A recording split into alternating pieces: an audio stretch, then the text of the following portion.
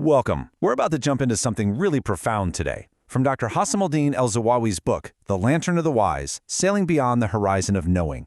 Now, this is a deep dive into Islamic philosophy and spirituality. We're going to zero in on one specific contemplation that, well, it could completely change how you think about solving problems and even what it means to understand anything at all. Okay, so I want you to think about this for a second. The last time you were wrestling with a really tough problem. You know the feeling, right? Maybe it was a complicated idea you were trying to grasp, a huge issue at work, or just trying to figure out a tricky relationship. What does your brain actually do in that moment? What does it feel like? Yeah, for most of us, it's like a mental clenching, right? You focus all your will. You can almost hear the gears grinding in your head. It feels like a workout for the brain, super active and muscular. We tend to see understanding as a kind of conquest, like we have to hunt it down, wrestle it to the ground, and drag it back home through pure brain power. But what if we've got it all wrong? What if that entire model is completely backwards? Today we're going to explore this really radical idea from the book, that the deepest, most profound insights aren't something you take at all. They're something you receive. And that right there is a total game changer. It's the difference between a clenched fist trying to grab something and just an open hand. So, to really get our heads around this shift, we're going to dive into the book's structure a bit. We're in what's called the first station, the dawn of belief and knowledge. Inside that, we're looking at the first reflection, which is about believing.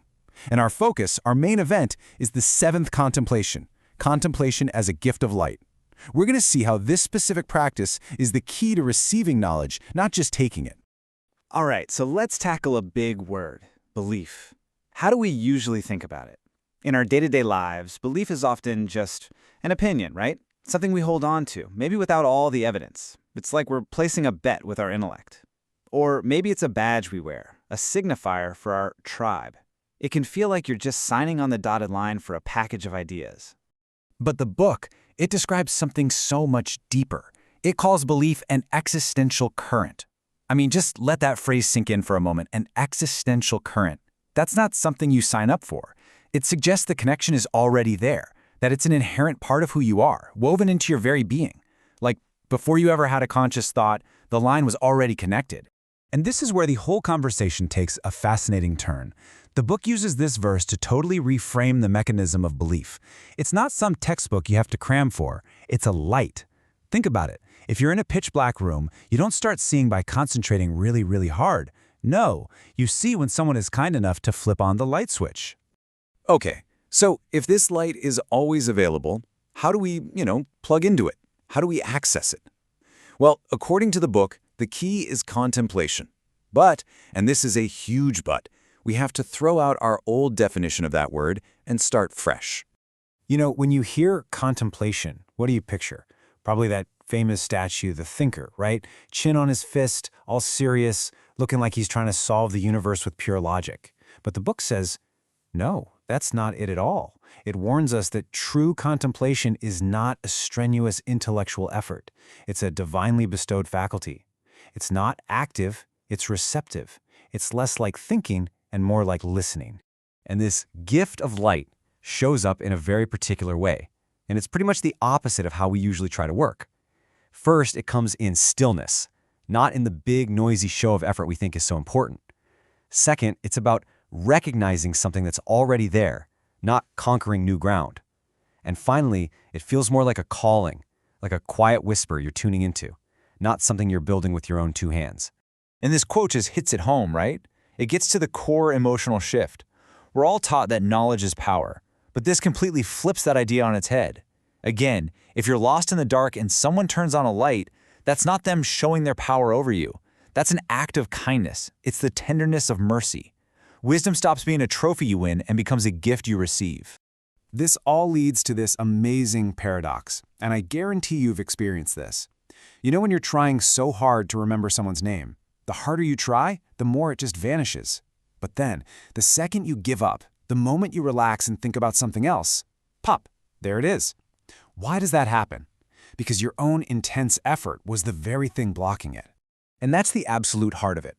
The book suggests that our own will, that intense, straining desire to figure it out, to be the one with the answer, that very effort is the veil. It's what blocks the light. The insight, the solution, the feeling of peace, It was always right there, just waiting for us to get out of our own way. Okay, so what happens when this clicks? When you really start to live this way, seeing wisdom as a gift instead of a prize you have to win? Well, it changes everything. It fundamentally rewires your whole experience. The book actually calls this awakening the treasure of human consciousness. The shift inside you is just profound. Think of it like this. If you build a house from the ground up, you feel pride, right? I built this. That's the closed fist of conquest. But if someone gives you that exact same house as a gift, the feeling isn't pride. It's overwhelming gratitude. That's the open hand of receiving. You start to see that the things you thought you had to own were actually trusts given to you. And what's so cool is how this internal change shows up on the outside. The book explains that things like belief in the unseen or prayer or charity, they don't happen because you're forcing yourself to do them. They happen because the light awakens them in you. It's just like photosynthesis. A plant doesn't grit its teeth and decide to grow. The sun shines on it, and growth is just the natural, inevitable result. And this natural, unforced way of being, it leads us to the grand finale of this whole reflection. The book calls it the sanctuary.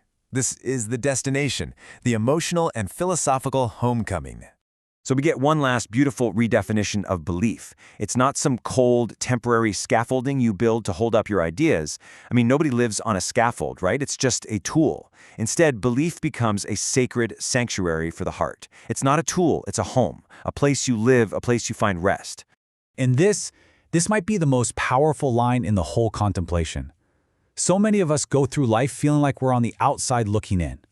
Like we have to fight and struggle and earn our way into a good career, or the right group of friends, or a feeling of spiritual peace. It feels like we're just knocking on a locked door, hoping someone will let us in. And then this text just says, the door was never locked. In fact, you were never even outside to begin with. So let's leave it with a question for you to contemplate. Just really sit with this. If you genuinely believed you were already in, that you've always been held, that you don't have to claw and fight for your place in the world, what struggle would you finally let go of? What would you put down? If that battle for worthiness is already won, what would you do with all that energy?